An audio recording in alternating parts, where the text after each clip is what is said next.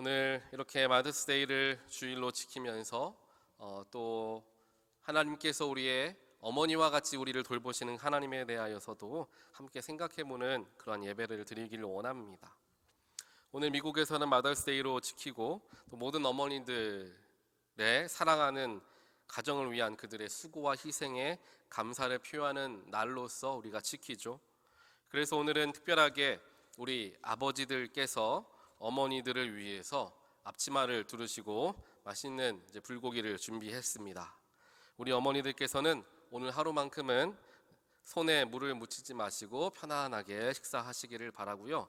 언제든지 뭐가 필요하다 하시면요, 옆에 지나가는 남정네를 붙잡으시면서 김치를 좀 더 주십시오, 밥을 좀 더 주십시오 얘기하면 언제든지 웃는 얼굴로 가져다 주실 것입니다. 그래서 오늘 잘 남자분들을 활용하시기를 바랍니다.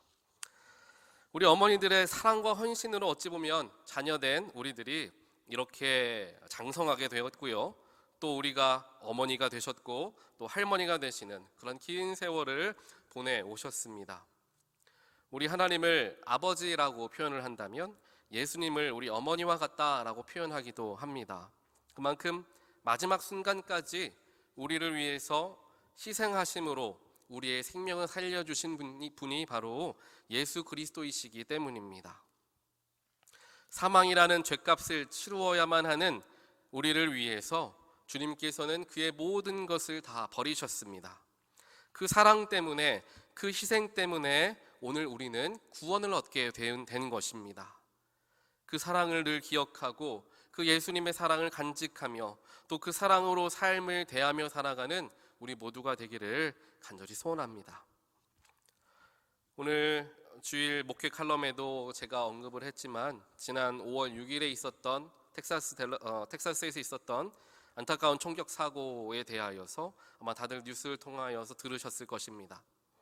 3살과 6살 두 아들을 둔 젊은 한인 가정이 이 사건의 피해자가 되어서 많은 한인 동포들 또 한국 사회에까지 전해지게 되어서 많은 사람들이 안타까워하고 있습니다. 이것은 비단 한국 사람들 뿐만 아니라 미국에 있는 많은 미국인들 또한 안타까워하고 있죠. 이 젊은 부부와 3살짜리 이 아이가 희생을 당하였고 6살 큰 아이만 부상을 입은 채 겨우 목숨을 건지게 되었습니다. 이 6살 아이도 엄마가 마지막 순간까지 본인은 총에 맞으면서도 아기를 지키기 위해서 아들을 감싸 안았기 때문에 이 아이가 목숨을 건질 수 있었다라고 전해지죠. 이 안타까운 소식 속에서 자녀를 향한 어머니의 위대한 사랑이 다시 한번 드러나게 되는 것을 보게 됩니다. 죽음이 눈앞에 다가올 때에 자식을 위해서 목숨을 던지며 그 아이를 어떻게 해서든지 살리겠다, 그러한 마음은 모든 어머니들 또 아버지들의 공통적인 본능인 것입니다. 생각하고 움직이는 것이 아니라 몸이 먼저 반응하는 거죠. 오늘 우리가 함께 보는 룻기 말씀 속에서도 우리는 믿음의 어머니 또한 현숙한 어머니인 나옴이라는 인물을 발견할 수가 있습니다. 그와 더불어 우리에게 어머니와 같이 다가오시는 하나님의 모습을 발견하게 되죠. 오늘 말씀을 살펴보면서 우리를 사랑으로 돌보시는 하나님의 이 3가지 모습을 한번 말씀에서 찾아보고 묵상해보는 시간을 갖기를 원합니다. 첫 번째로 발견할 수 있는 하나님의 모습은 바로 보살펴 주시는 하나님의 모습입니다. 보살펴 주시는 하나님. 우리가 함께 읽었던 본문 13절을 보면 이렇게 기록합니다. 주님께서 그 여인을 보살피시니 그가 임신하여 아들을 낳았다라고 기록하고 있습니다. 구약 성경을 보게 되면 하나님께서 이스라엘 백성들을 보살피셨다, 돌보시었다라는 표현들이 많이 등장하는 것을 볼 수가 있습니다. 그 보살피심의 사랑이 있으셨기 때문에 하나님은 이스라엘 백성들의 부르짖음을 들으시고 반응하셨습니다. 그들이 이집트의 노예로 고통받고 있을 때 하나님을 찾으면서 부르짖었죠. 하나님을 찾는 자녀들의 그 부르짖음을 하나님은 모른 채 하시지 않으시고 그 소리를 들으시고 응답하여 주셨습니다. 우리 육신의 어머니들도 마찬가지입니다. 수많은 아이들, 사람들 속에서 금방 자신의 아이들을 찾아낼 수 있고 자신의 아이의 목소리 혹은 울음소리를 금방 구별해낼 수가 있습니다. 깊은 밤중에도 아이가 하는 기침, 작은 기침 소리에도 어머니들은 잠에서 깨어서 일어나 아이에게 이불을 덮어주는 것, 바로 그것이 어머니의 모습이죠. 그렇다면 왜 이렇게 반응할 수가 있을까요? 당연한 이야기겠지만 자녀를 너무나 사랑하기 때문에 무슨 일을 하고 있더라도 한쪽 귀로는 또 한쪽 눈으로는 아이의 상태에 계속해서 신경을 쓰고 있는 것입니다. 잠을 잘 때에도 혹은 음식을 준비할 때에도 때로는 어떠한 일을 할 때에도 한쪽 귀로는 아이들이 잘 놀고 있는가 귀를 기울이고 있는 것이 바로 어머니의 마음이죠. 하나님의 보살피심이 바로 이와 같습니다. 하나님은 우리의 모든 신음소리, 눈물, 하나님께 드리는 간절한 기도 하나도 빼놓지 않으시고 들으시고 반응하시는 하나님이심을 꼭 기억하는 저와 여러분 되시기를 간절히 소원합니다. 우리를 돌보시는 하나님을 자녀된 우리가 잘 인지하지 못할 때가 있는 것이지, 하나님은 어느 순간이나 우리에게 마음을 기울이시고 우리를 바라보고 계시는 분임을 우리는 항상 기억해야 하는 것입니다. 두 번째로 오늘 말씀에서 발견할 수 있는 하나님의 모습은 회복을 주시는 하나님이시죠. 본문 15절에 보면 할머니가 되는 나오미에게 새로 태어난 아이가 어떤 축복이 되는지에 대하여서 이야기를 하고 있습니다. 이 구절을 영어 성경으로 보게 되면 이렇게 표현하죠. He will renew your life라고 이야기합니다. 그리고 sustain you in your old age라고 이야기하죠. 바로 새로 태어난 그 아기가 나오미의 삶을 리뉴 해준다는 것입니다. 새롭게 해준다는 거죠. 또한 노년의 때에 나오미를 지켜줄 것이다 라고 이야기하고 있는 것입니다. 이 부분의 말씀을 우리가 잘 생각해 보면 사실 나오미에게 축복을 주는 것은 새로 태어난 아이가 아니라 그 아이를 주신 하나님이신 것을 알 수가 있습니다. 아까 함께 보았던 본문 13절에서 하나님께서 룻을 돌보아 주셔서 아들을 낳게 하셨다라고 이야기하고 있죠. 그렇기 때문에 아들을 낳게 된 이유는 하나님이 룻을 돌보아 주셨기 때문에 아이가 잉태되게 되었고, 그를 통하여서 축복이 나오미에게까지 흘러가게 되었다. 즉 하나님의 축복이 나오미에게 임하게 되었다라고 우리는 말씀을 해석해 볼 수가 있을 것입니다. 사랑하는 온타리오 연합감리교회 모든 성도 여러분, 하나님은 우리를 새롭게 하시는 분이시고 또한 우리를 늘 지켜주시는 분이십니다. 보통 우리가 생각할 때 새롭게 된다라는 것은 젊은 청년의 때에 혹은 중년의 때에나 경험하는 것이다 라고 생각하는 경우가 많습니다. 왜냐하면 아무래도 세월이 흘러가다 보면 익숙한 것에 더 익숙해지게 되죠. 변한 것을 꺼려하는 것이 그렇게 되기 마련입니다. 그와 더불어 이제 내 나이가 이렇게 많은 나이를 바라보고 있는데 새로운 것을 하는 게 새로운 것을 안 하는 게 낫지 않나, 하던 것을 잘 지키고 또 하나님께 갈 날을 준비하면 되지라는 마음이 들 수도 있을 것입니다. 하지만 우리가 한번 잘 생각해 보기를 바랍니다. 요즘에는 의학이 굉장히 많이 발달했죠. 노년을 준비하기 위해서 은퇴하는 나이의 시기가 한 65세, 70세 정도라고 이야기하는데 이제 팬데믹이 끝나면서 이제 7세 정도면 다 은퇴를 하신다고 해요. 조금 더 당겨서 은퇴를 하시죠. 그런데 그 나이는 이제 모든 것을 정리할 때가 사실은 아니라 이제 남은 15년 혹은 20년 일하는 시간 동안 그 더 귀한 시간이 주어져 있는 때가 65세, 70세의 나이 때다라고 우리는 생각해 볼 수가 있습니다. 은퇴를 했으니까 이제 하루하루 쉬면서 보내야 되겠다라는 마음을 먹어도 15년이나 20년이 되는 그런 시간을 가져야 한다라고 생각하면 조금 지루할 수도 있겠다라는 생각이 들 수도 있을 것입니다.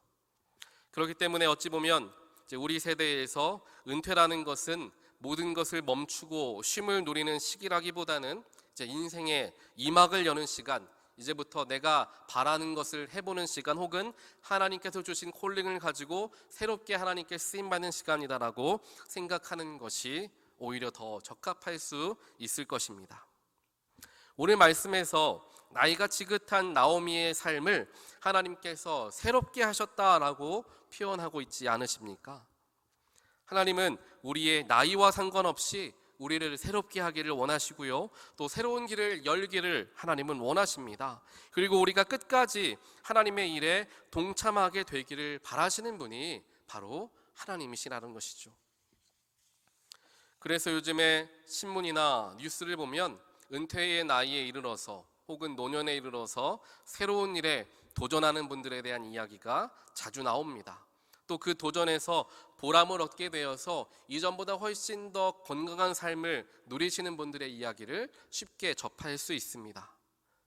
새로워지는 것은 결코 젊은이들만이 하는 것이 아니죠. 새로워짐은 우리 모두에게 주어진 축복이다, 즉 하나님이 주시는 축복임을 우리가 기억하면서 변화와 새롭게 됨을 두려워하기보다는, 주저하기보다는 오히려 도전함으로 즐기게 되는 우리 모두가 되기를 기도합니다. 우리 교회에서도 바로 이런 새롭게 되는 하나님의 축복이 임하게 되어서 새로운 일들, 소망하는 일들이 날마다 일어나는 그러한 온타리오 연합감림교회가 되기를 간절히 소원합니다. 요즘 저희 집에서는 아이들에게 영어, 수학, 한국어를 가르치기 위해서 이제 공부를 하는 시간을 갖습니다. 매일같이 한 30분 정도 아이와 시간을 갖습니다. 그러다가 이제 작은 아이는 조금 어려서 시간을 공부를 시키지 않다가 이제 조금 커가면서 자기도 공부를 같이 형처럼 하고 싶다라고 본인이 원해서 공부를 시키기 시작했어요. 저희가 강요하지 않았어요. 본인이 하고 싶다고 책을 들고 와요. 형이 공부했던 것을 가지고 와서 공부를 시키면 그래도 큰 아이는 형이라고 30분 조금 힘들어도 몸을 좀 뒤틀어 가면서도 앉아 있으려고 합니다. 그런데 작은 아이는 5분만 지나도 엉덩이를 들썩이고 저거 뭐야 이거 뭐야 라고 이야기하면서 집중력이 금방 떨어지죠.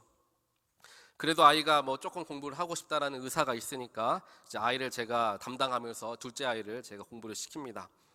아야어여 오요 우유 의, 이거를 얼마나 많이 반복했는지 몰라요. 정말 수도 없이 반복했는데 아직까지도 그거를 잘 모릅니다. 잘 몰라요. 다행히 숫자는 조금 더 쉬운지 1부터 10까지는 이제 곧잘 하기는 하는데요, 한글은 조금 어려워하는 것 같습니다. 그래서 가끔씩 아이에게 공부를 시키다 보면 답답한 마음이 저에게 들 때가 있습니다. 이렇게까지 반복을 하는데도 아직도 모르면 어떻게 하나, 방금 전까지도 알려줬는데 지금 못 쓰는 걸 보면서 답답하다라는 마음이 들 때가 많죠. 수없이 반복하는데도 이제 아야어여를 못 대고 있으니까 아이를 보면서 답답한 마음에 혼을 낼 때도 있습니다. 그럼 아이는 또 혼난다고 눈물을 뚝뚝 흘리면서 다시 한번 잘해보려고 펜을 잡고 글을 써보려 노력을 하죠. 그러다가 계속해서 안 되니까 아빠 얼굴을 쳐다보면서 아빠 힘들어요 이렇게 얘기하면서 이제 그만하려고 합니다. 물론 아이 입장에서는 굉장히 힘든 일이죠. 공부를 한다는 것, 앉아서 글을 쓴다는 것. 아이를 보니까 펜을 잡을 수 있는 이 손 힘이 아직 발달이 안 돼가지고 이 펜을 꽉 잡지를 못해서 글씨를 또박또박 쓰지를 못하더라고요. 아직 이게 근육이 발달하지 못하는 거죠. 새로운 것을 배우는 게 그만큼 쉬운 것이 아닙니다. 아이들도 마찬가지지만 때로는 어른들이 더 어렵습니다. 새로운 것을 접하게 되고 새로운 것을 받아들이고 배우는 것이 어찌 보면 어른들에게 더 어려운 일이에요. 하던 것들이 있으니까, 몸에 익은 것들이 있으니까 그렇죠. 하지만 부모된 입장에서 아이가 힘들다고 해서 만약 부모가 그래 힘드니까 하지 마라, 좋은 것만 해라 라고 한다면 그 아이는 평생 동안 글을 쓰지도 못하고 읽지도 못한 채 살아갈 수밖에 없을 것입니다. 새롭게 배우는 것, 이전의 내가 새롭게 변화된 내가 되는 것, 결코 쉬운 일이 아니라는 것이죠. 하지만 그렇다고 그 자리에 주저앉을 수는 없습니다. 새로워지는 것이 비록 힘들고 어려운 일이다 할지라도 우리는 계속해서 도전하고 또 노력해야 하는 것입니다. 왜냐하면 그것이 많은 것이기 때문이죠. 하루하루 한 주 한 주 많이씩 변화되지는 못하더라도 조금씩이라도 변화되어서 하나님이 기뻐하시는 삶을 내가 살아간다라는 마음을 가지고 나아가는 그 마음 자세가 굉장히 중요한 것이다 라는 것이고요. 하나님께서도 우리들에게 많은 것을 바라지 않으세요. 무엇인가 멋지게 성공하여서 하나님께 크게 영광 돌리는 것까지 바라시지 않으십니다. 우리가 하려는 마음, 하나님 마음을 기쁘게 하려는 그 마음을 하나님께서는 받으시는 것이죠. 그것이 바로 우리가 하나님을 알아보면서 해야 할 일들이 될 것입니다. 마지막으로 오늘 말씀에서 발견되어지는 하나님의 모습은 우리의 지경을 넓혀주시는 하나님의 모습입니다. 룻에게 생긴 아들이었지만 그 아들은 어머니 룻뿐만 아니라 할머니 나오미의 축복이 되었습니다. 그리고 그 축복의 소식은 그 가정에만 기쁨이 되는 소식이 아니었고요, 주변의 이웃 사람들에게까지 기쁜 소식으로 널리 퍼져나갔습니다. 그 아이의 이름을 이웃 사람들이 지어줄 정도로 그 집에 아들이 태어나는 것은 굉장히 경사스러운 일이었다. 나오미를 아는 사람들은 아마 이제야 나오미가 이제 어깨를 펴고 살 수 있겠구나 라고 이웃들이 아마 생각했을 것입니다. 즉 룻과 나오미 그리고 보아스 가정 가운데 태어난 이 아이가 그들 가정 안에서만 기쁨이 되는 것이 아니라 주변에 있는 사람들에게까지 큰 기쁨의 소식으로 퍼져나가더라 라는 것입니다. 그런데 아까 반복했던 것과 같이 아이를 주신 분은 하나님이셨다라고 이야기를 우리가 읽었죠. 말씀을 읽었죠. 즉 하나님께서 그 가정에게 주신 축복이 그 가정에만 머물러 있었던 것이 아니라 그 가정을 통하여서 주변 이웃에게까지 전해지는 놀라운 축복으로 변화되게 되었다라는 것을 우리는 보게 되는 것입니다. 그 가정이 축복의 통로가 되었던 것이죠. 나오미라는 인물 어떤 인물이었습니까?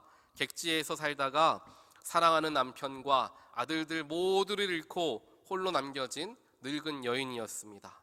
그 늙은 여인이 가족도 없이 쓸쓸하게 터벅터벅 고향으로 돌아온 실패한 인생처럼 보였을 것입니다. 하지만 그 여인을 하나님께서 축복하시기 시작하시니까 그 여인의 지경이 넓어지기 시작하였고 그 여인을 통하여서 하나님의 위대하심이 드러나는 놀라운 일들이 일어나게 되었던 것입니다.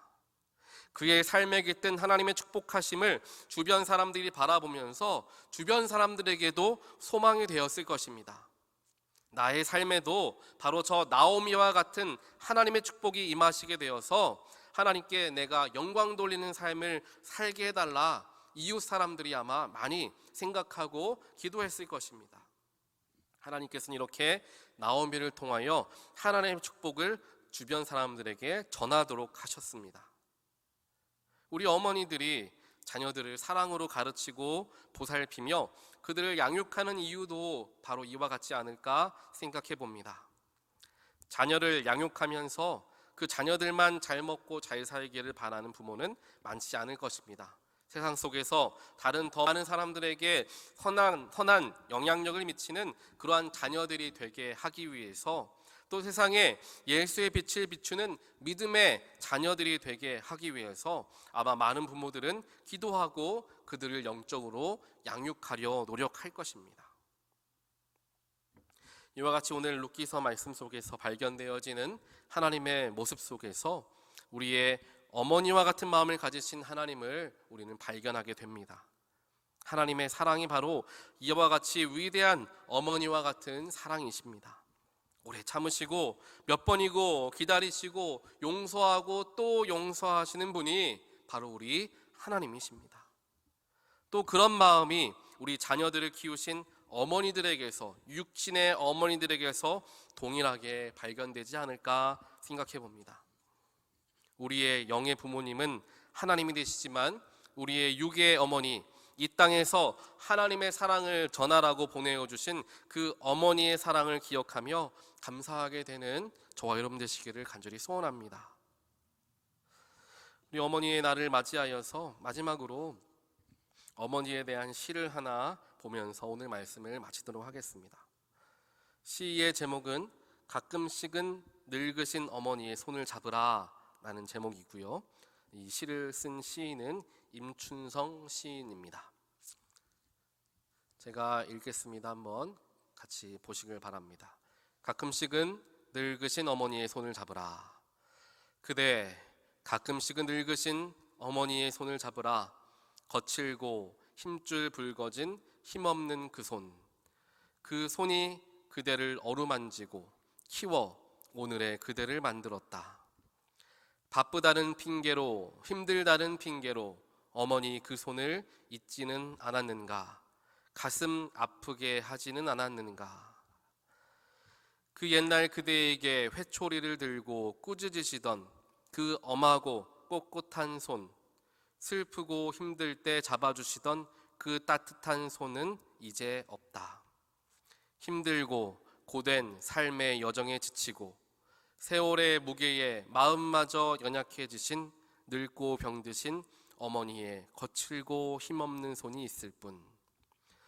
이제 그대 잠시 일상을 접고 삶이 분주한 그 손으로 어머니의 손을 잡아보지 않으려는가.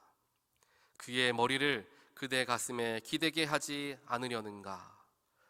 어머니를 위해서 먼 훗날 후회하지 않을 그대를 위해서. 과연 어머님이 나에게 어떤 분이었나 생각하며 생각 없이 지나치듯 잡아왔던 어머니의 손을 다시 한번 생각하며 오늘 꼭 집에 돌아가셔서 어머니의 손을 잡아보세요. 오늘 이 시를 보면서 우리를 자녀들을 키우기 위해서 모든 것을 희생하시고 모든 것을 포기하신 어머니를 기억하게 되고요. 또 그렇게 살아가고 계시는 바로 어머님들의 마음을 생각해 보게 됩니다. 하나님께서 주신 그 사랑하심이 우리 어머니들에게 깃들었고 그 깃든 사랑으로 자녀를 돌보라 하나님은 우리 어머니들에게 사명을 허락하여 주셨다 생각합니다. 오늘 그 어머니의 사랑을 다시 한번 기억하시고 또한 이미 돌아가신 어머니들을 떠올려 보시면서 그 어머니처럼 나는 자랑스러운 딸로 살아가고 있는가, 아들로 살아가고 있는가 다시 한번 우리의 삶을 돌아보는 우리 저와 여러분 되시기를 주님의 이름으로 간절히 축원드립니다. 이렇게 기도하겠습니다. 사랑의 하나님 감사합니다. 오늘 말씀을 통하여서 하나님의 어머니와 같은 사랑을 다시 한번 발견하게 되었습니다.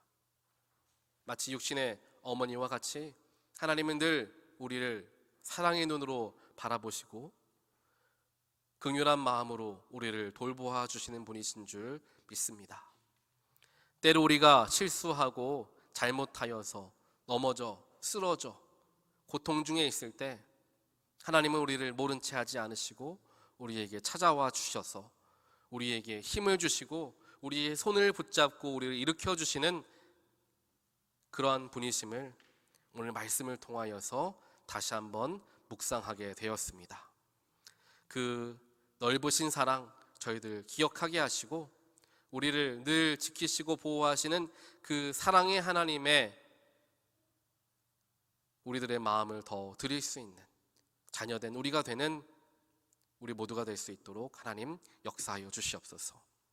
또한 육신의 어머니로 주셨던 그 가녀린 여인들을 우리가 기억하며 그분들의 희생과 그분들의 사랑을 다시 한번 마음에 품으며 어머니들의 위대하심, 어머니들의 사랑하심을 기억하고 감사할 수 있는 우리가 될 수 있도록 또한 축복하여 주시옵소서. 이 모든 말씀 예수 그리스도 이름으로 간절히 기도드리옵나이다. 아멘.